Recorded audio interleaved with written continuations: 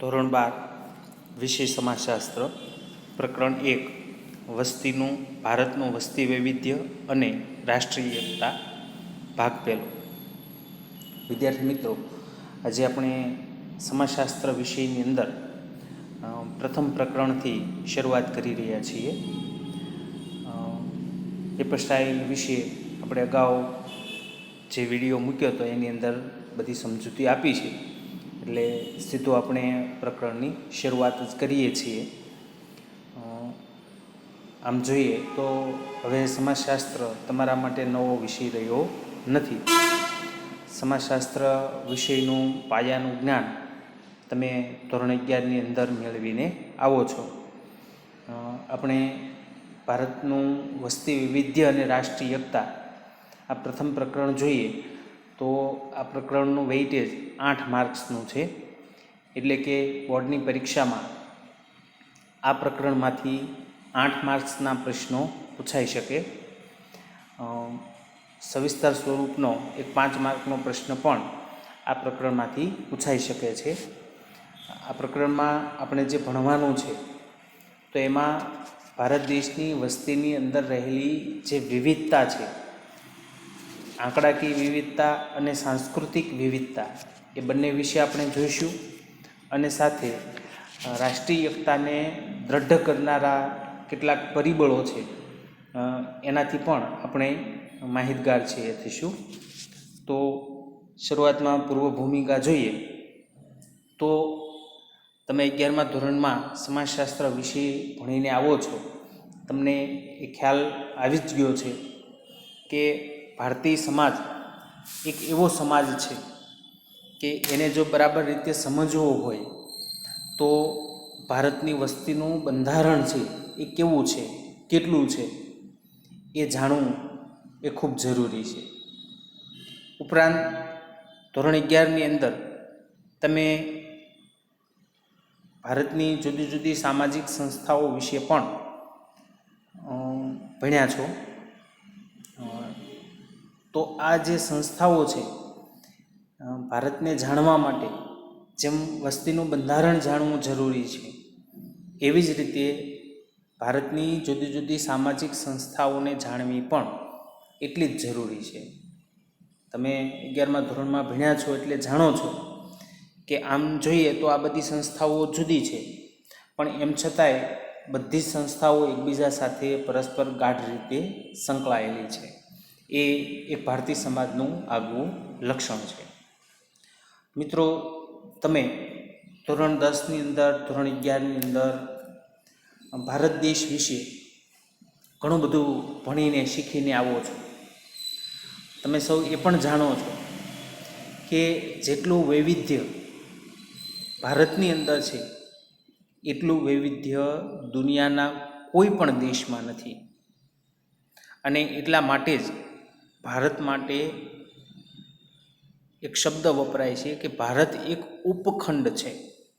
દુનિયામાં જુદા જુદા જે 7 ખંડો છે, તો એ 7 ખંડોની અંદર જે વિવિધતા વિશેષતાઓ જોવા મળે છે, એવી બધા જ પ્રકારની વિશેષતાઓ, વિવિધતાઓ એકલા ભારતમાં જોવા મળે છે. અને એટલા માટે એવું કહેવામાં આવે છે કે ભારત એક ઉપખંડ છે. તમે ક્લાસની અંદર ભણો છો, તમારા સાથી મિત્રોથી તમે પરિચિત છો, તો એમાં પણ તમે અવલોકન કરશો તો આપણો તો ક્લાસ મર્યાદિત હોય છે, છતાંય તમે જુઓ તો ક્લાસની અંદર જુદા જુદા ધર્મના, જુદી જુદી જ્ઞાતિના, જુદા જુદા વિસ્તારના વિદ્યાર્થીઓ છે ભણે છે.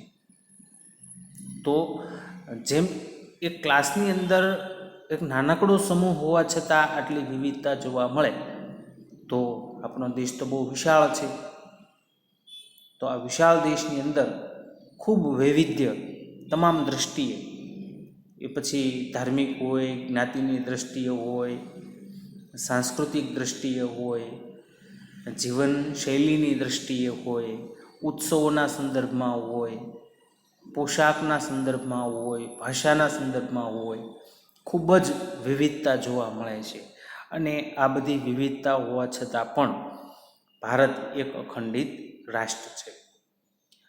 ભારતીય સમાજની અંદર પૂર્વથી પશ્ચિમ, ઉત્તરથી દક્ષિણ સમગ્ર દેશની અંદર આપણે જોઈએ છીએ કે લોકોની જીવન જીવવાની રીત, રહેણી કહેણી, પહેરવેશ, આર્થિક પ્રવૃત્તિઓ, ઉત્સવો, તહેવારો, ભાષા, તીર્થધામો, રીત રિવાજો, આર્થિક પ્રવૃત્તિ, આ બધું સાંસ્કૃતિક વૈવિધ્ય છે એ આપણા દેશમાં જોવા મળે છે.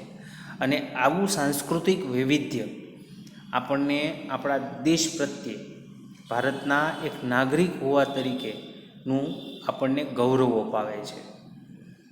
આપણે એવા દેશના નાગરિક છીએ કે જ્યાં આ બધી જ વિવિધતાઓ જોવા મળે છે. અને આ બધી વિવિધતાઓને કારણે જ દુનિયાના અનેક દેશના લોકો આકર્ષાય અને પ્રાચીન સમયથી માંડીને આજ સુધી આપણા દેશની અંદર છે એ આવ્યા છે. તો આપણને આ મળેલી સાંસ્કૃતિક વિવિધતાઓ, સાંસ્કૃતિક વૈવિધ્ય એ આપણને ભારતના એક નાગરિક હોવા તરીકેનું ગૌરવ અપાવવાનું કામ પણ કરે છે. આ બધી સાંસ્કૃતિક વિવિધતાઓને આપણે આ પ્રકરણની અંદર સમજવાનો પ્રયત્ન કરવાનો છે અને સાથે આપણે વસ્તી વિષયક માહિતી પણ આ પ્રકરણની અંદરથી મેળવવાની છે. તો સૌપ્રથમ જોઈએ આપણે વસ્તીનો અર્થ. વસ્તી એટલે શું? વસ્તી કોને કહેવાય? તો તમે સૌ જાણો છો કે સમાજના સાતત્ય માટે માનવ વસ્તી જરૂરી છે. સમાજ તો જ ટકી શકે જો માનવ વસ્તી હોય. જો વસ્તી જ ન હોય તો સમાજનું અસ્તિત્વ રહેતું નથી. એટલે સમાજના સાતત્ય માટે માનવ વસ્તી છે એ ખૂબ જ જરૂરી છે. સમાજમાં વ્યક્તિઓની સંખ્યા એટલે કે જનસંખ્યાને માનવ વસ્તી કહેવામાં આવે છે. આ વસ્તીનો અર્થ છે સમાજમાં વ્યક્તિઓની સંખ્યા એટલે કે જનસંખ્યાને માનવ વસ્તી કહેવામાં આવે છે. કોઈ પણ સમાજ ક્યારેય પણ વસ્તી વિનાનો હોઈ શકે નહીં. દરેક સમાજે પોતાનું અસ્તિત્વ અને સાતત્ય ટકાવી રાખવા માટે વસ્તીની જાળવણી કરવી એ ખૂબ જ આવશ્યક છે. તમે જુઓ છો કે દરેક દેશની પોતાની એક વસ્તી નીતિ હોય છે અને એ વસ્તી નીતિ અનુસાર એ દેશ, એ સમાજ પોતાની વસ્તીનું નિયંત્રણ કરે છે, એની જાળવણી કરે છે. તો કોઈ પણ સમાજ હોય એ સમાજે પોતાનું અસ્તિત્વ અને સાતત્ય એને જો ટકાવી રાખવું હોય તો એમણે વસ્તીની જાળવણી કરવી એ અનિવાર્ય છે. વસ્તીની જાળવણી કરવી એ પ્રત્યેક સમાજની પ્રાથમિક અને સાર્વત્રિક સામાજિક જરૂરિયાત છે. વસ્તીની જાળવણી એ સમાજની પ્રાથમિક અને સાર્વત્રિક સામાજિક જરૂરિયાત છે, કારણ કે એના વિના સમાજ ટકી શકે નહીં. જન્મ, મૃત્યુ અને સ્થળાંતર, આ ત્રણ બાબતો ઉપર વસ્તીનું કદ નિર્ભર કરે છે. કદ એટલે કુલ વસ્તી કેટલી છે, તો એનો આધાર ત્રણ બાબતો ઉપર છે. જન્મ તો સંખ્યા વધે છે, મૃત્યુ તો સંખ્યા ઘટે છે, સ્થળાંતર તો સ્થળાંતર કેવું થાય છે એના ઉપર આધાર છે એ રહે. એક પ્રદેશમાંથી બીજા પ્રદેશમાં લોકો જાય તો જ્યાંથી જાય ત્યાં સંખ્યા ઘટે અને જ્યાં જાય ત્યાંની સંખ્યામાં વધારો છે થાય. બહારના દેશમાંથી આપણા દેશની અંદર આવે તો ભારતની વસ્તીમાં વધારો થાય, પણ ભારતમાંથી કોઈ બહાર જાય તો ભારતની વસ્તીમાં ઘટાડો થાય. તો આ ત્રણ પરિબળો એવા છે કે વસ્તીનું કદ એના ઉપર નિર્ભર છે, એટલે કે એના પર આધાર રાખે છે. જન્મ, મૃત્યુ અને સ્થળાંતર. વસ્તીનું કદ અને એની બંધારણ એ સમાજ ઉપર અસર કરે છે. વસ્તીના બંધારણને વસ્તીનું માળખું કહેવામાં આવે છે.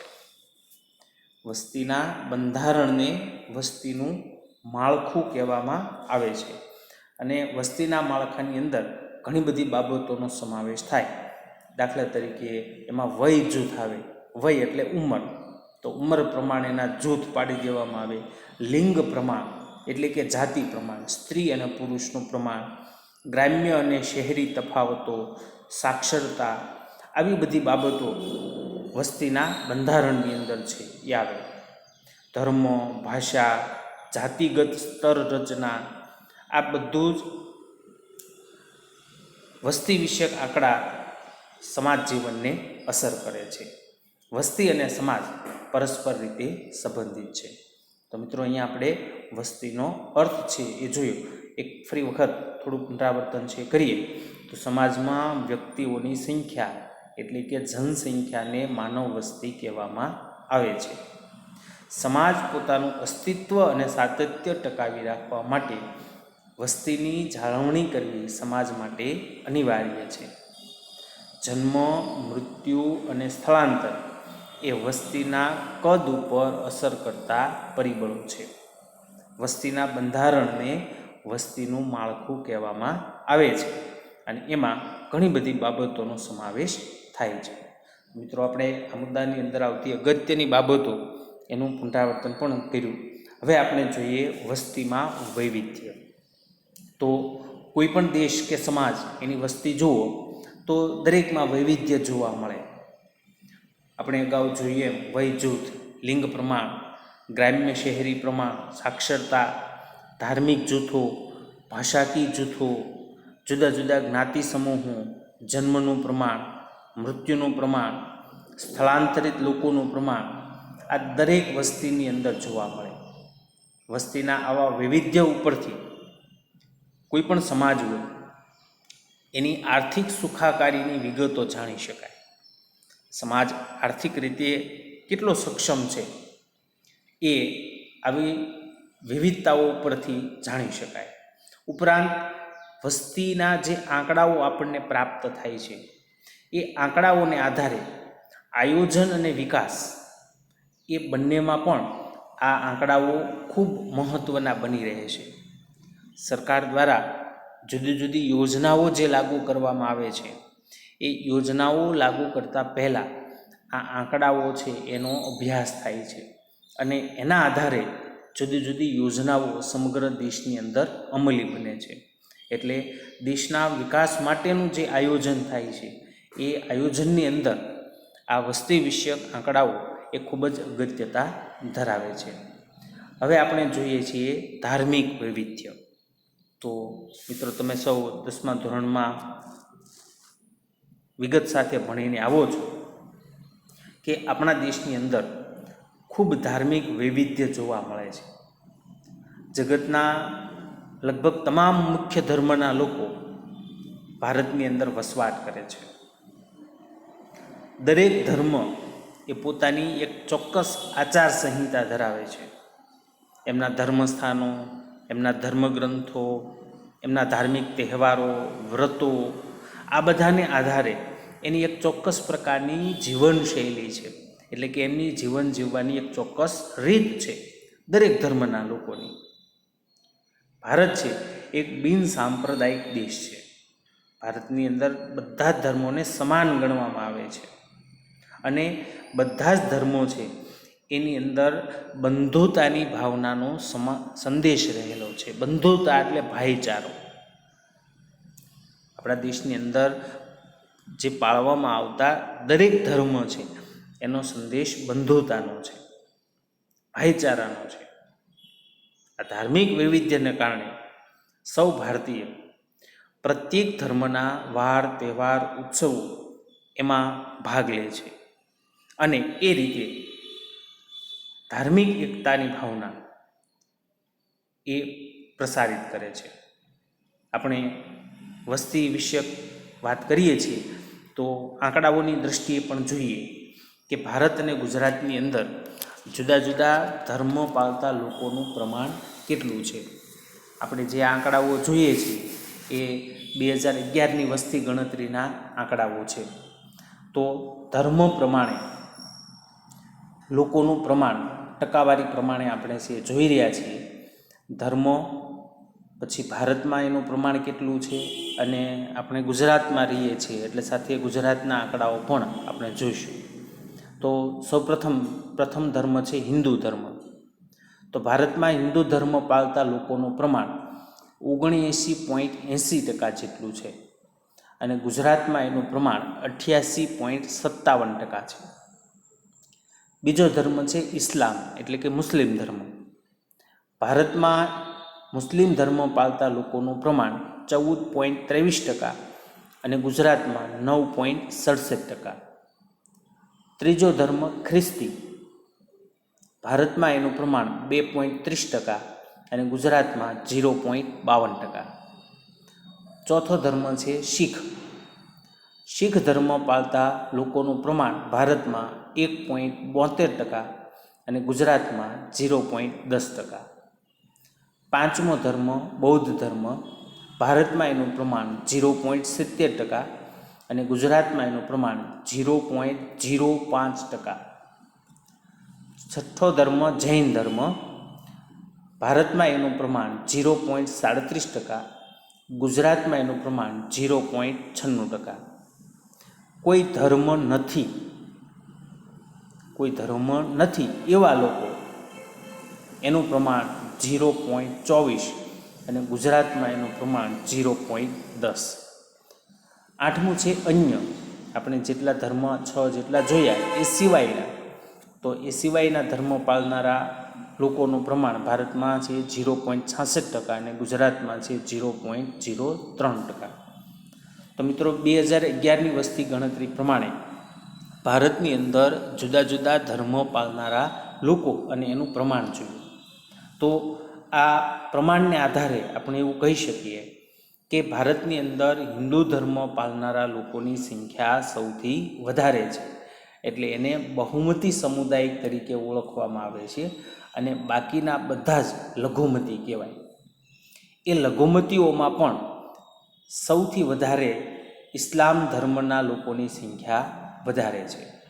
લઘુમતી સમુદાયો છે, હિન્દુ સિવાયના બાકીના બધા જ લઘુમતી કહેવાય. તો એમાં સૌથી વધારે સંખ્યા કોની?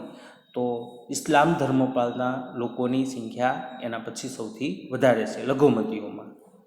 આપણે જોયું સાતમું કે કોઈ ધર્મ નથી.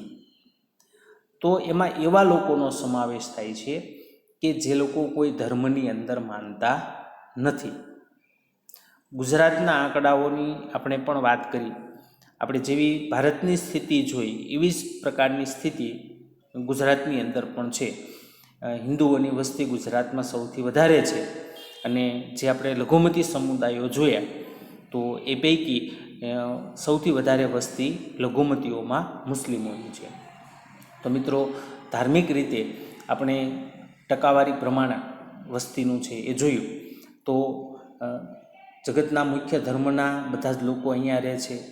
ભારત એક એવો દેશ છે કે જગતની અંદર જે મુખ્ય ધર્મો છે ગણાય છે, તો એમાં 3 ધર્મનો ઉદ્ભવ ભારતની અંદર છે થયો છે. તો આ બધા આંકડાઓ અને સમાજની અંદર આપણે સૌ રહીએ છીએ તો આપણે જાણીએ છીએ કે આટલું ધાર્મિક વૈવિધ્ય હોવા છતાં પણ ધર્મની દૃષ્ટિએ ભારત બધા લોકોને સમાન ગણે છે અને ભારતીયો બધા પણ એકબીજા ધર્મને પૂરેપૂરો આદર છે એ આપે છે. આપણે જાણીએ છીએ કે તમે તો ભણો છો, આપણે શૈક્ષણિક વર્ષની અંદર ઘણી બધી ધાર્મિક રજાઓ છે એ આવે છે. તો એમાં બધા જ ધર્મની રજાઓ છે એ આવે છે અને આપણે એ ધર્મ ન પાળતા હોવા છતાં પણ આપણને રજા મળે છે. તો એ બાબત સૂચવે છે કે આપણે ત્યાં ધાર્મિક એકતા છે. આપણે એમના ઉત્સવોમાં ભાગ લઈએ છીએ, એ લોકો આપણા ધર્મના ઉત્સવોમાં ભાગ લે છે. તો આમ ભારતની અંદર ધાર્મિક વૈવિધ્ય હોવા છતાં પણ એક પ્રકારની એકતાની ભાવના જોવા મળે છે. હવે આપણે જોઈએ સ્ત્રી પુરુષ પ્રમાણ. ભારતની અંદર જોવા મળતું સ્ત્રી પુરુષ પ્રમાણ, સ્ત્રી પુરુષનું પ્રમાણનું વૈવિધ્ય છે એ આપણે જોઈએ તો વસ્તીનું માળખાં એને બરાબર રીતે સમજવા માટે સ્ત્રી અને પુરુષ આ સમાજના 2 અભિન્ન અંગો છે, એનું પ્રમાણ સમજવું એ ખૂબ જરૂરી છે. કોઈ પણ સમાજ હોય, સ્ત્રી અને પુરુષ એમનું વસ્તી વિષયક પ્રમાણ સમાન હોવું જોઈએ.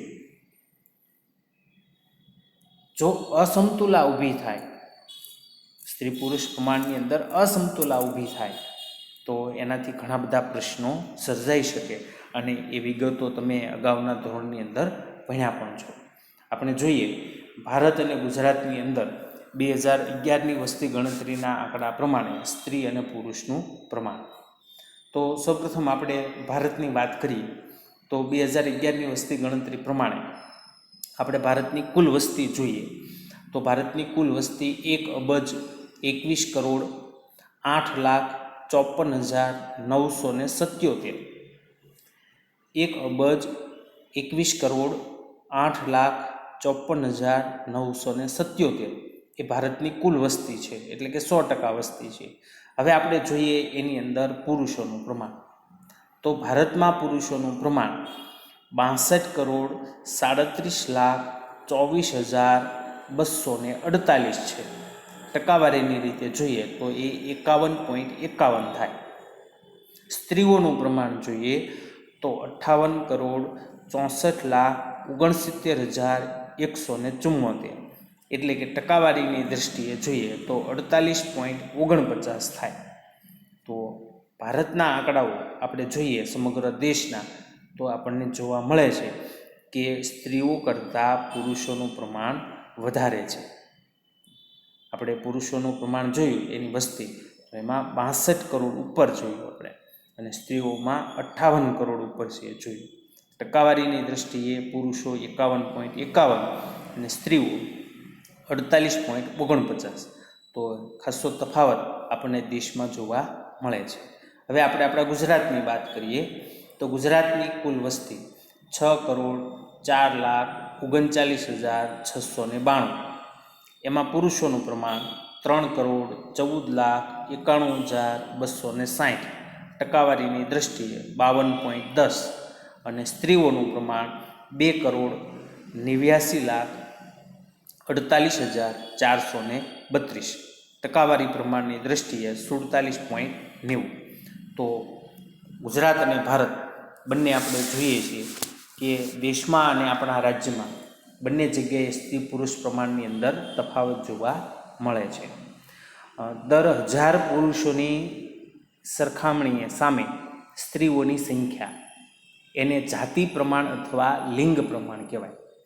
દર 1000 પુરુષોએ સ્ત્રીઓની સંખ્યા એને જાતિ પ્રમાણ અથવા લિંગ પ્રમાણ છે કહેવાય. તો આપણે ભારત અને ગુજરાતના આંકડાઓ છે એ જોયા.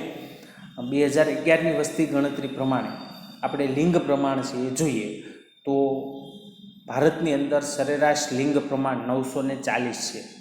એટલે કે દર 1000 પુરુષોની સામે સ્ત્રીઓની સંખ્યા 2011ની વસ્તી ગણતરી પ્રમાણે 940 છે.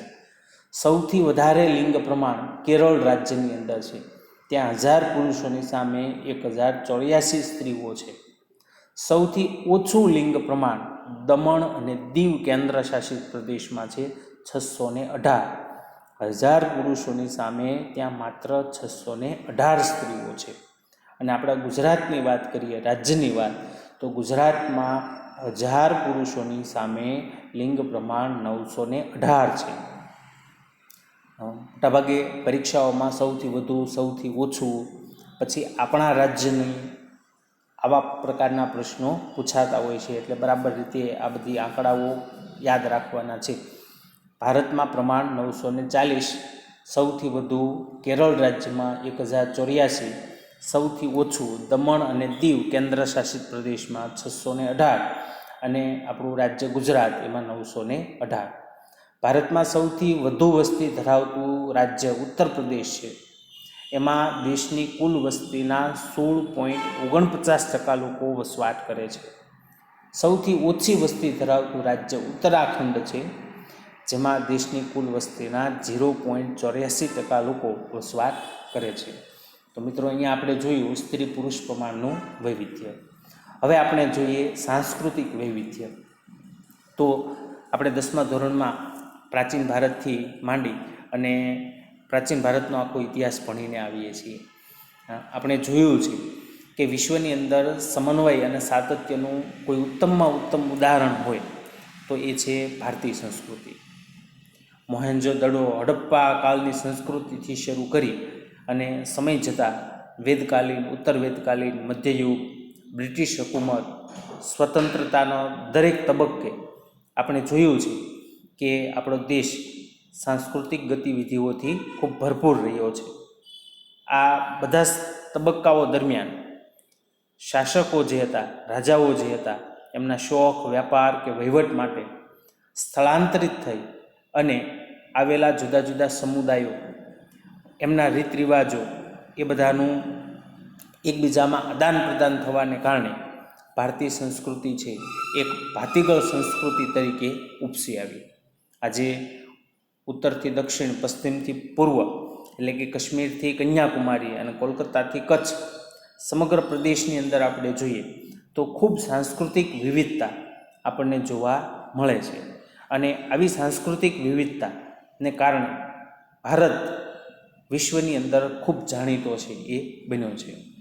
આ સાંસ્કૃતિક વૈવિધ્ય છે એને આપણે ઉત્સવો, ખોરાક, પોશાક, જીવન નિર્વાહની રીત, ભાષા, આમ ઘણા બધા સ્વરૂપે જોઈ શકીએ. તો આપણે સમજીએ ભારતનું સાંસ્કૃતિક વૈવિધ્ય. તો સૌથી પહેલાં આપણે ઉત્સવોની વાત કરીએ તો ભારત એક ઉત્સવ પ્રિય દેશ છે.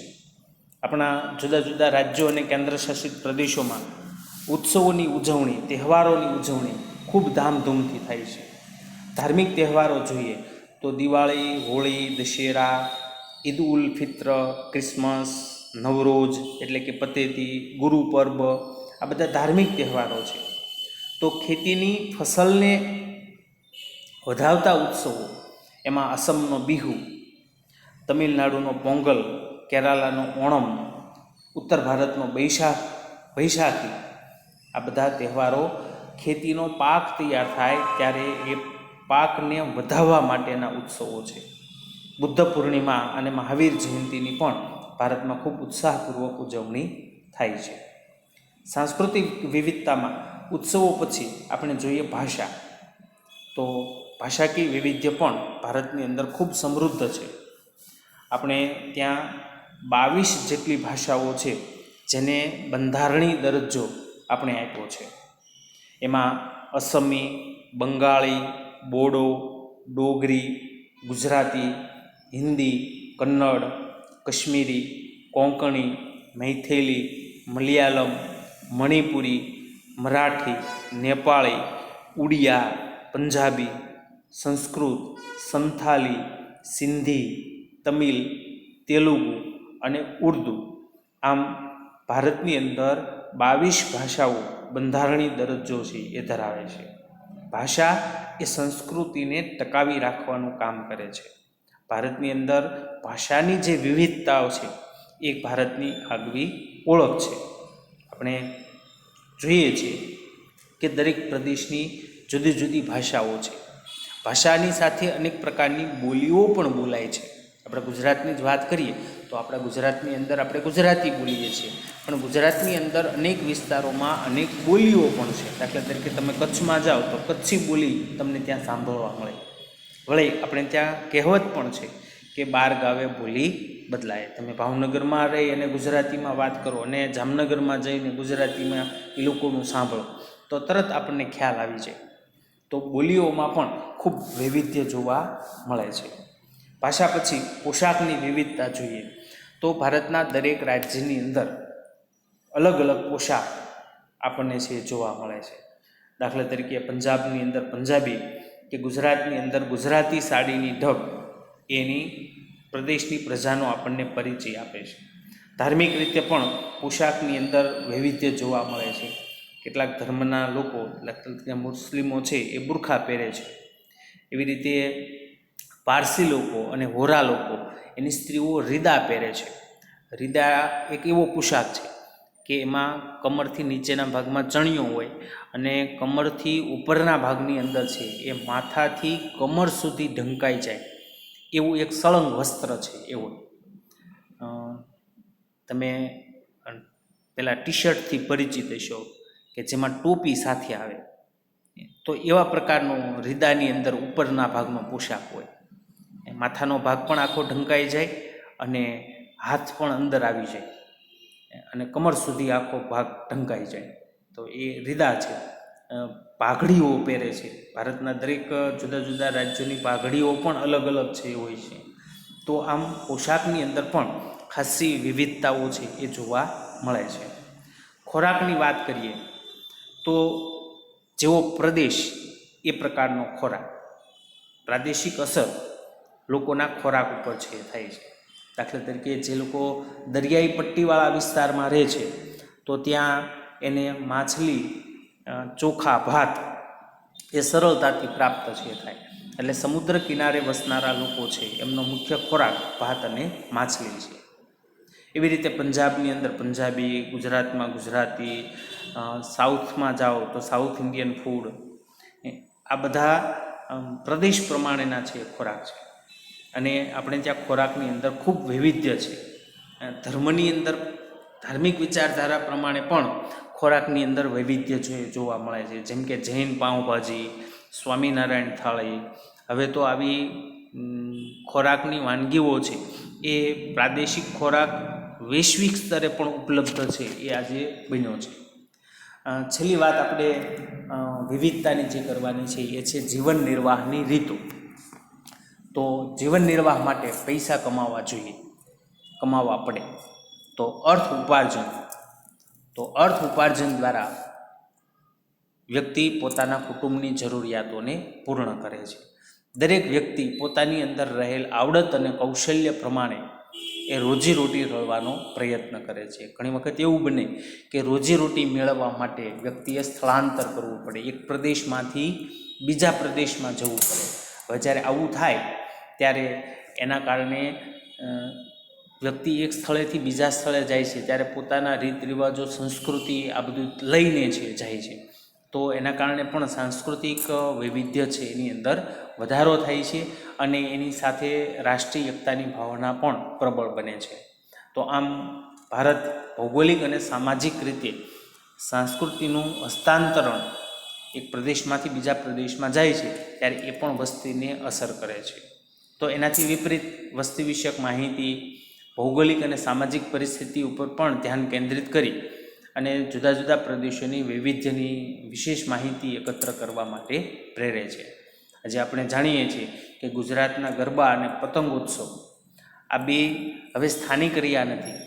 ગુજરાતના ગરબા અને પતંગોત્સવ છે એ આજે વિશ્વ ફલક ઉપર છે એ વિસ્તર્યા છે. તો એ સાંસ્કૃતિક વૈવિધ્યના ઉત્કૃષ્ટ ઉદાહરણો છે એ આપણે કહી શકીએ. તો મિત્રો, સાંસ્કૃતિક વિવિધતાની વાત આપણે અહીંયા પૂર્ણ કરીએ છીએ.